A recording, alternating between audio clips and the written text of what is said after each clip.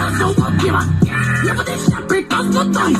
Não quer fugir, então vem aqui pegar os cartões. Esconde um povo aí, porque eu sou ligeiro. Quer ganhar de mim, vai ter que achar ele primeiro. Pronto, achei. Desse jeito é muito fácil, nem me diverte. Te ganho na batalha, roubo teu ovo e ainda faço um omelete. Cê fica olhando pra mim fixamente, que coisa horrorosa. Tu bota ovo igual uma galinha, mas parece um pombo rosa. Eu sou o opila, não adianta me zoar. Eu sou um pássaro, mas de mim tu não passará. Eu sei que você tem medo, então assume, seja justo. Cê fica fugindo da minha grande.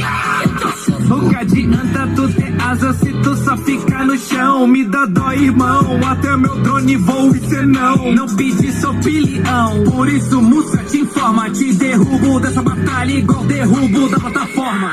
Veio aqui pra baixo, então o clima ficou tenso. O monstro mais imenso. Tu é tão pequeno, quase insignificante. Se mexer comigo, te pego com a mão gigante. Te falta rima, te falta flow, te falta estilo, te falta beleza. Eles pegaram o verde no Rainbow Friends e foi fora a cabeça. Ei, amigo, monstro colorido eu já vi no Roblox. E essa mão inchada, você tava num ringue, parece uma luva de boxe. Ah, para com isso, você não vai descer até o verde de HD que tu vai perder. Olha o tanto de dente que eu tenho pra te triturar. Você e seu drone eu vou mastigar. O Jumbo Josh perdeu a batalha, quebrou o meu drone, eu quero ele de volta. Me diz agora, como é que eu faço pra poder filmar a sua derrota? Porque o Garden of Bam Bam ganhar de mim não vai.